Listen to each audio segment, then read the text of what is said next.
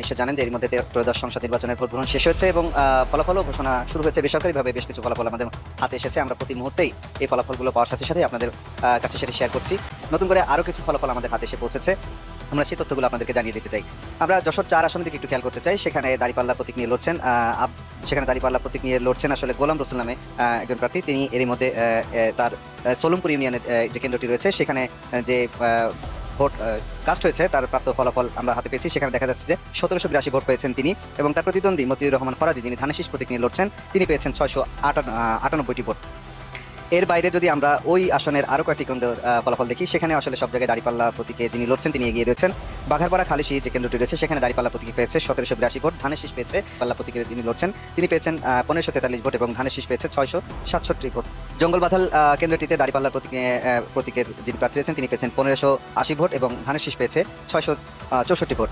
বাঘারপাড়া 17 নম্বর কেন্দ্র, যেটি কৃষ্ণনগর কেন্দ্র নামে পরিচিত, সেই কেন্দ্রে দাঁড়িপাল্লা 1420 ভোট এবং ধানের শীষ পেয়েছে 618 ভোট। অর্থাৎ যশোর 4 আসনে এখন পর্যন্ত প্রাপ্ত যে কয়টি কেন্দ্রের ফল আমরা পেয়েছি সেখানে কিন্তু পরিষ্কারভাবেই জামায়াতের প্রার্থী এগিয়ে রয়েছেন। এর বাইরে আমরা আরও কয়েকটি কেন্দ্রের ফল আপনাদেরকে জানিয়ে দিতে চাই। সেখানে ভিটাবল্লা কেন্দ্র, এই কেন্দ্রটিতে ধানের শীষ পেয়েছে 1175 ভোট এবং দাঁড়িপাল্লা 1414 ভোট।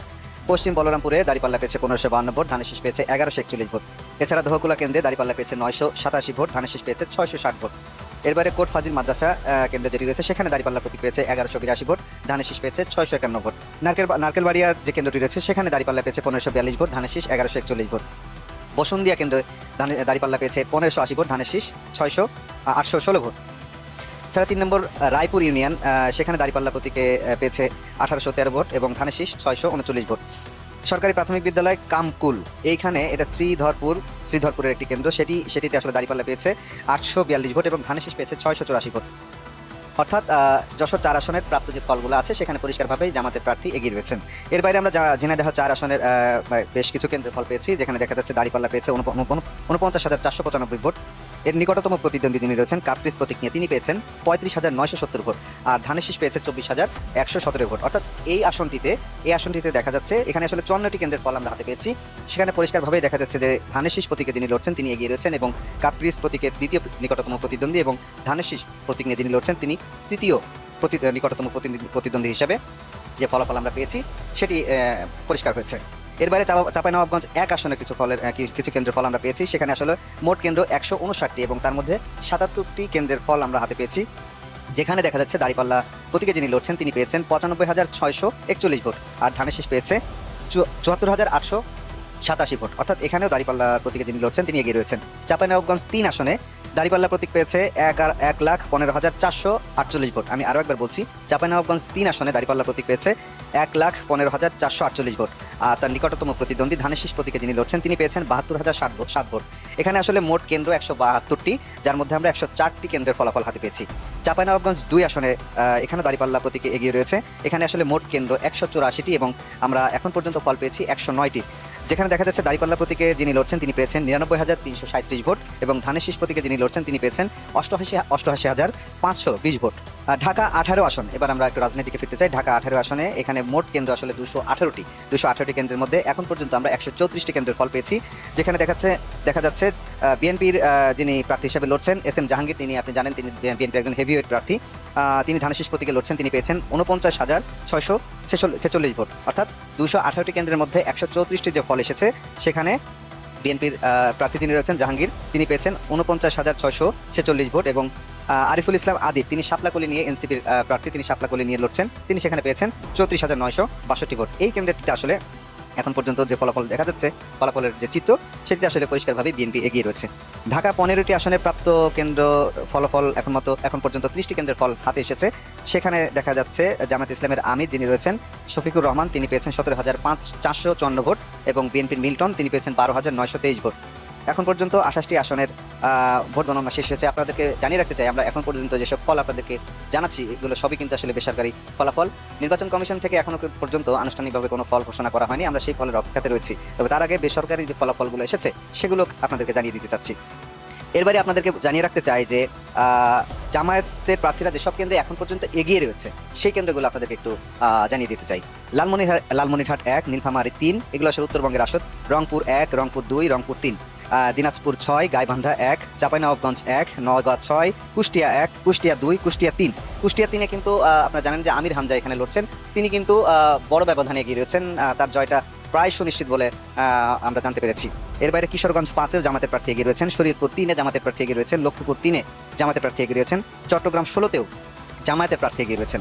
অর্থাৎ উত্তরবঙ্গে যদি আমরা একটু চিত্রটা খেয়াল করি, এখন পর্যন্ত যে কটি জেলার ফলাফল আমরা বেসরকারি ফলাফল পেয়েছি, সেখানে কিন্তু সবগুলো কেন্দ্রের, আমি আরও একবার বলতে চাই, সবগুলো কেন্দ্রের ফল কিন্তু এখন আসেনি। অর্থাৎ ওই সব কেন্দ্রে এখন পর্যন্ত যেসব ওইসব আসনগুলোতে এখন পর্যন্ত যেসব কেন্দ্রের ফলাফল হাতে এসেছে, সেই সব জায়গাতে জামাতের প্রার্থীরা এগিয়ে রয়েছেন। তার মধ্যে লালমনিরহাট, নীলফামারী, আপনারা জানেন যে রংপুরে কিন্তু সেখানে জাতীয় পার্টির ব্যাপক আধিপত্য সবসময় থাকে, ওই ঘাটিগুলোতেও জামাত আসলে হানা দিয়েছে। সেখানে পরিষ্কারভাবে রংপুরের 3টি আসনে 1, 2, 3 এখানে কিন্তু জামাতের প্রার্থী এগিয়ে রয়েছেন। এর বাইরে এখন আপনাদের আরেকটু জানিয়ে দিতে চাই, বিএনপির যেসব প্রার্থীরা যেসব আসনে এগিয়ে রয়েছেন সেই বিষয়টা আপনাদের শেয়ার করতে চাই। জামালপুর 1 আসনে বিএনপির প্রার্থী এগিয়ে রয়েছেন, বগুড়া 3, সিলেট 6, কিশোরগঞ্জ 2, ঢাকা 20, মুন্সিগঞ্জ 1, ফেনী 1, ফেনী 3, বরিশাল 6, লক্ষ্মীপুর 4, চট্টগ্রাম 4 এবং চট্টগ্রাম 11। এই আসনগুলোতে বিএনপি প্রার্থীরা এখন পর্যন্ত এগিয়ে রয়েছেন বলে আমরা যে প্রাপ্ত ফল পেয়েছি সেখানে জানতে পেরেছি। এছাড়াও রংপুর 4 আসনে 57টি কেন্দ্রে বেসরকারি ফলাফল এসেছে, যেখানে দেখা যাচ্ছে বিএনপির প্রার্থী যিনি রয়েছেন ইমদাদুল হক ভরসা, তিনি পেয়েছেন 57,439 ভোট। আক্তার হোসেন এনসিপি তার প্রতিদ্বন্দ্বী হিসেবে লড়ছেন, তিনি পেয়েছেন 72,819 ভোট। আপনারা জানেন যে আক্তার হোসেন একজন তরুণ ছাত্রনেতা এবং তিনি এনসিপির পক্ষ থেকে এই নির্বাচনে প্রতিদ্বন্দ্বিতা করছেন এবং নির্বাচনের আগের দিন রাতেও কিন্তু তিনি হামলার শিকার হয়েছেন, তাকে প্রাণনাশের হুমকি দেওয়া হয়েছে তার পরিবার পক্ষ থেকে এবং সংবাদ মাধ্যমে তিনি জানিয়েছিলেন। নানা রকম হুমকি ধামকি উপেক্ষা করে তিনি কিন্তু এই নির্বাচনের শেষ পর্যন্ত লড়াই করে গেছেন এবং তার ফলাফলে এখন পর্যন্ত আমরা যেটি দেখতে পাচ্ছি যে 57টি কেন্দ্রের বেসরকারি ফলাফল যেখানে ঘোষণা করা হয়েছে, যার মধ্যে তিনি পরিষ্কারভাবেই বিএনপি প্রার্থী থেকে এগিয়ে রয়েছেন এবং তার প্রাপ্ত ভোটের সংখ্যা আমি আরও একবার বলছি 72,897 এবং বিএনপির যিনি প্রার্থী ইমদাদুল হক ভরসা তিনি পেয়েছেন 57,439 ভোট। ঢাকা 18 আসন, এবার আসি ঢাকায়। ঢাকা 18 আসনের 75টি কেন্দ্রের ভোট গণনা শেষ হয়েছে। ঢাকা 18তে এখানে শাপলাকলি পেয়েছে 40,029 ভোট এবং ধানের শীষ 49,735 ভোট। এই আসনটিতে আসলে বিএনপি প্রার্থী এগিয়ে রয়েছেন এবং এখানে ব্যবধান প্রায় 9,706 ভোট। অর্থাৎ এখন পর্যন্ত আমাদের কাছে যে ফলগুলো এসেছে প্রাথমিক ফল, সেগুলো আপনাদেরকে জানিয়ে দিয়েছি এবং আপনাদেরকে আরও একবার জানিয়ে দিতে চাই যে জামায়াতের যিনি আমির রয়েছেন তিনি শফিকুল ইসলাম, তিনি বলেছেন যে এই নির্বাচনের ফলাফল যাই হোক না কেন সবাইকে ধৈর্য ধরতে হবে এবং যদি বিজয় জামাতের পক্ষে বিজয় আসে, তো সেক্ষেত্রে আসলে বিজয় মিছিল নয়, তিনি সেজদায় পড়বেন এবং আল্লাহর কাছে দোয়া চাইবেন এবং দেশবাসীকেও তার যে সমর্থক রয়েছে বা কর্মী রয়েছে তাদেরকেও তিনি একই কথা বলেছেন, বিজয় মিছিলের পরিবর্তে আসলে সেজদায় গিয়ে তিনি আল্লাহর কাছে শুকরিয়া জানাতে চান। এবং এখন পর্যন্ত যে ফলাফলগুলো আমরা হাতে পেয়েছি সেখানে কিন্তু আমরা দেখতে পাচ্ছি যে উত্তরবঙ্গ থেকে শুরু করে ঢাকা এবং আশপাশের এলাকাগুলোতে জামাতের যে মূল প্রতিদ্বন্দ্বী প্রার্থী রয়েছেন, অর্থাৎ জামাত যে 168টি আসনে তাদের প্রার্থী দিয়েছেন, সেই আসনগুলোতে আসলে তারা ভালো ফলাফল করার সম্ভাবনা রয়েছে এবং সেসব জায়গাগুলোতে তারা প্রতিদ্বন্দ্বিতায় কিন্তু এগিয়ে রয়েছে। তো এই এখন পর্যন্ত এই ছিল আমার কাছে সবশেষ তথ্য। আমরা কিছুক্ষণ পর আপনাদের সাথে আবার যুক্ত হব। আচ্ছা দর্শক, আপনারা শুনলেন, ঠিক আছে? তো আমি কিছু কথা বলবো, সেটা হচ্ছে মনে করেন জামাত ইসলাম ক্ষমতায় আসলো, ঠিক আছে, তবু আমি হাসতে পারছি না। কেননা জানেন? কারণ আজকে সারাদিন যত চুরি হয়েছে, আমি আমার নাম দেখছেন যে ফেসবুক পেজে, আমার ইউটিউব চ্যানেলে ঠাই ইরফান, তো আমি আমার এক বড় ভাইকে কথা দিয়েছিলাম যে আমার এই নামটা আমি পাল্টে ফেলবো, ঠিক আছে, যে আমার যে অরিজিনাল নাম আহমেদ ইরফান সেটা আমি দিব। তো এই নামটা আমি আর পাল্টাচ্ছি না, আমি ঠাই ইরফানই রাখতেছি। কারণ যেই দেশে ভোট চুরি হয়, গত 16 বছর এই ভোট চুরির জন্য ভোট দিতে পারি নাই, তাহলে শেখ হাসিনাকে সরানোর কী দরকার ছিল? কোনো দরকার ছিল? আমাদের মতো যারা, আমি দেখেন দর্শক, ভাই বারাদার যারা আছেন, দর্শক না, আমার ভাই বারাদার আমি বলবো, মানে আমরা জুলাই আন্দোলন করছি, আমি সোনার চামচ মুখে নিয়ে জন্ম নিছি, তবুও কিন্তু সাধারণ মানুষের সাথে নেমে গেছিলাম, ঠিক আছে, যুদ্ধ করছি, যুদ্ধে জয়ী হয়েছি, জয়ী হয়ে মানে ঘরে ফিরছি। কিন্তু যেইভাবে আজকে ভোট চুরি হয়েছে, এই চোরের দেশ আমার হতে পারে না, আর এই চোরের দেশ আমি বলতে পারি, মানে আজকে থেকে পরিচয় দিব না, এই পরিচয় দিব না যে আমার দেশ বাংলাদেশ। আমি আজকে রাতের ফ্লাইটে আমি ভাবছিলাম যে ভোট উপলক্ষে একটা আনন্দ উৎসব, ঠিক আছে, একটা সুস্থ নির্বাচন হবে, কিন্তু সেটা হয় নাই। যদি জামাত ইসলাম জিতেও, আমি বলবো সে এটা সুস্থ নির্বাচনের মাধ্যমে জিতা হয় নাই। কেননা আমি আপনাদেরকে বলতেছি, মনে করেন জামাতে ইসলাম কিন্তু হিউজ ভোটে পাশ করতো, হিউজ ভোটে। এত এই যে আপনারা জানেন যে অলমোস্ট ঢাকা 17 আসনে জামাত ইসলাম হেরে গেছে, মির্জা আব্বাসের কেন্দ্রে পাটোয়ারি হেরে গেছে। তো দেখেন, মানে মির্জা আব্বাসের যে কেন্দ্রে যে জিনিসটা হয়েছে, যেখানে দেখছি তার বউ ভোট গণনা করতেছে, এটা পৃথিবীর কোন আইনে আছে তার বউ ভোট গণনা করতেছে? সেটা আপনি মেনে নেবেন। আমার কথা হয়েছে, যদি সুস্থ নির্বাচনে বিএনপি আসুক বা জামাত আসুক, আমার তাতে কোনো কষ্ট ছিল না।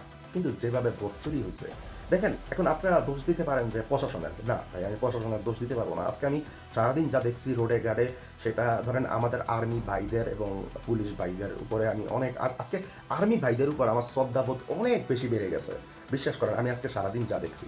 তো মনে করেন এই যে আর্মি এবং পুলিশ এবং আনসার যাই কিছু বলেন না কেন, সব কিছু মিলিয়ে আছে মাত্র 5 লাখেরও নিচে, আর ভোটার আছে কোটি কোটি ভোটার আছে। তো এখন এই যে 5 লাখেরও নিচে আর্মি এবং কি আছে, পুলিশ বাহিনী আছে, তো তাদের এক একজনের চোখ কয়টা, দুইটা, তো ধরেন 10 লাখ মানুষ তারা নজরবন্দি করে রাখলো, কিন্তু এখানে কোটি কোটি মানুষ তারা কিভাবে নজরবন্দি করবে? এটা কি সম্ভব? একটু মাথা দিয়ে চিন্তা করেন, সম্ভব? ঠিক আছে, যেই পর্যন্ত আমরা জাতিগতভাবে ভালো না হব, সেই পর্যন্ত কোনোদিনও কোনো প্রেসিডেন্টের দোষ দিবেন না। এটা হলো চোরের দেশ। আপনি 500 টাকা খেয়েছেন, আপনি কাঁদবেন 5 বছর। 500 টাকা খেয়ে হয়তোবা ভোট দিয়েছেন, কিন্তু কাঁদবেন 5 বছর। তো যাই হোক, যেভাবে আজকে ভোট চুরি হয়েছে, যে লুটতরাজ হয়েছে, একটু আগে আমি লাইভে আসছিলাম, আমার ফেসবুক পেজ থেকে যারা দেখছেন আমি লাইভটা করতে পারি নাই, ওই লাইভের কারণে আমাকে স্ট্রাইক দেওয়া হয়েছে কমিউনিটি গাইডলাইন্স থেকে। আপনারা একটু নিচে নেমে দেখবেন যারা ফেসবুক পেজ থেকে দেখেছেন, স্ট্রাইক দেওয়া হয়েছে। আমি কি সেখানে কোনো খারাপ কোনো কোনো উগ্র কথা বলছি? একটু দুঃখ প্রকাশ করতে আসছি যে ঢাকা 17 আসনে জামাতারা হেরে গেছে, দুঃখ প্রকাশ করতে আসছি, ঠিক আছে? ওইখানে আমাকে স্ট্রাইক দেওয়া হয়েছে আমার লাইভে। তো এই জন্য এখন ভিডিওর মাধ্যমে আপনাদেরকে জানাইলাম। আমি বলতে পারতাম ওনার কথাগুলো, তো ভাবলাম উনি বলুক, আমরা শুনি। সো এই দেশ আমার না, আমি জুলাই আন্দোলন করছি, এই দেশ আমার হতে পারে না, এই চোরের দেশ আমার হতে পারে না, ঠিক আছে? আমি আজকে রাতের ইমার্জেন্সি ফ্লাইটেই থাইল্যান্ড চলে যাচ্ছি।